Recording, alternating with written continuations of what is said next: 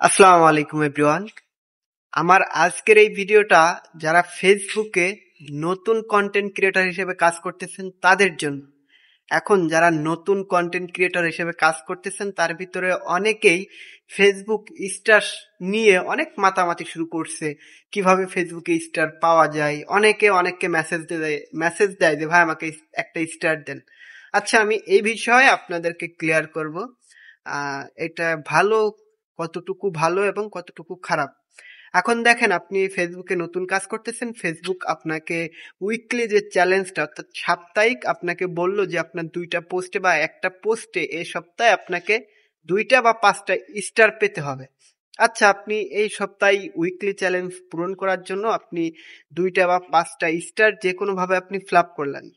এবার যখন আপনি এই উইকলি চ্যালেঞ্জটা ফ্লাপ করলেন, তখন কিন্তু ফেসবুক আপনাকে আগামী সপ্তাহে বলবে 10টা স্টার ম্যানেজ করতে, যে আপনাকে এই সপ্তাহে 10টা স্টার পাইতে হবে আপনার যে কোনো পোস্টে।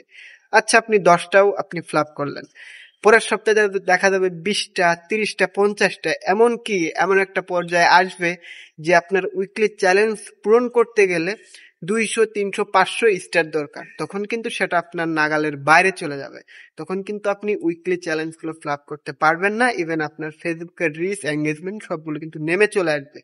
তাহলে এটা থেকে করণীয় কি?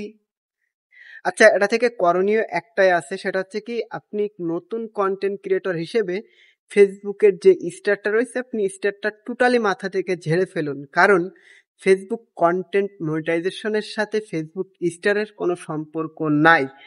আপনি চেষ্টা করুন নিয়মিত আপনার ফেসবুকে রিয়েল অর্গানিক রিচ বাড়ানোর এবং আপনার পেজে আপনার নিজের কন্টেন্ট অথবা পিকচার নিয়মিত আপলোড করার চেষ্টা করুন।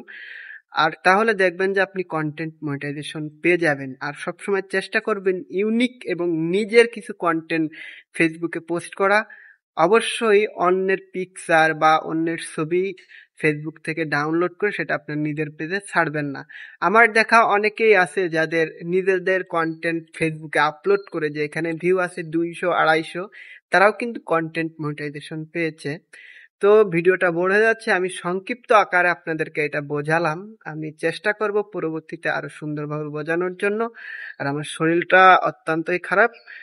কে কোথা থেকে আমার এই ভিডিও দেখছেন অবশ্যই কমেন্ট করে জানাবেন, আর আমার জন্য একটু দোয়া করবেন। এখানেই বিদায় নিচ্ছি। আল্লাহ হাফিজ।